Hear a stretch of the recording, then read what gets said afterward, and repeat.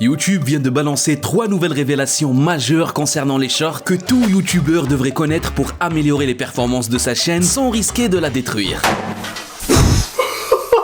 Bonjour les humains, je m'appelle Élu, je suis presque humain et aujourd'hui nous allons nous mettre aux shorts. Est-ce que les shorts peuvent nuire à ma chaîne? C'est la question que tous les youtubeurs du monde avaient posée à YouTube lorsque les shorts ont été lancés. Est-ce qu'en utilisant cette nouvelle fonctionnalité, je ne risquais pas d'affecter négativement ma chaîne d'une manière ou d'une autre? Et quelle a été la réponse de YouTube? Run.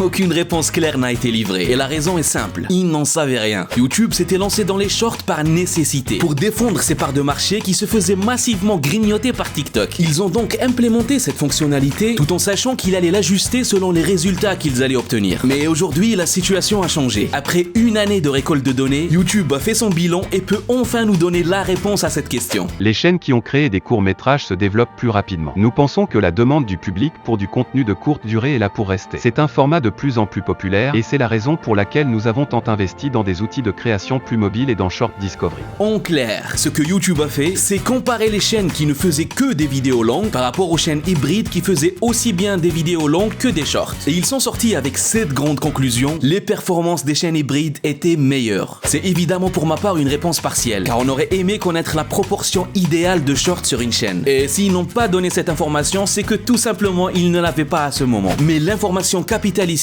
est que les chaînes qui ont publié des shorts semblent avoir de meilleures performances. Et que selon YouTube, vous n'avez aucun risque à intégrer des shorts dans votre chaîne principale. Enfin, sauf si...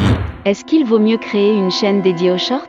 Vous connaissez probablement beaucoup de youtubeurs qui ont des chaînes secondaires dédiées aux shorts. Donc est-ce que vous ne devriez pas faire comme eux? Eh bien voici la réponse de YouTube. Essayez de regrouper une même audience appréciant le même contenu autour d'une seule chaîne et séparez-les si vos audiences ont des intérêts totalement différents. En clair, si le sujet de ta chaîne principale est, disons, les jeux rétro qui font grincer des dents, et que tes shorts vont plutôt parler des jeux de réalité virtuelle qui font paniquer ta mamie, là, la possibilité d'une chaîne secondaire serait envisageable, voire préférable. Mais si tes shorts ciblent exactement le même public que tes vidéos longues, alors selon YouTube, tu as tout intérêt à garder ta communauté dans le même endroit. Surtout si on prend en considération la troisième révélation, qui est peut-être la plus importante de toutes. Est-ce que les shorts vont apporter plus de vues à mes autres vidéos?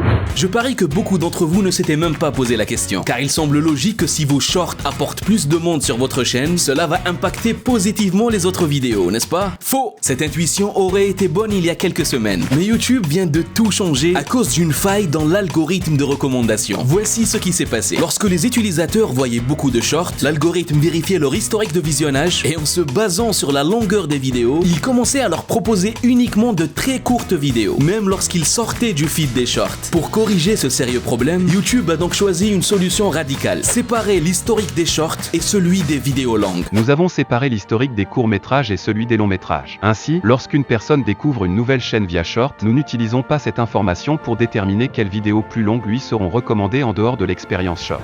En clair, il n'y a plus aucun moyen à l'algorithme de YouTube de relier vos shorts à vos longues vidéos. Cela a réglé le problème des viewers, mais a généré un nouveau problème pour vous les youtubeurs. Désormais, une personne qui visionne vos shorts ne se verra jamais recommander vos vidéos longues sur cette base. Et cela peut être assez frustrant si vous vous adaptez pas rapidement à cette nouvelle contrainte. Mais ça sera le sujet d'une prochaine vidéo. En attendant les humains, n'oubliez pas que je vous aime et de vous abonner. C'est très recommandé par le ministère de YouTube. Limite, vous êtes obligé de le faire si vous voulez pas aller en prison.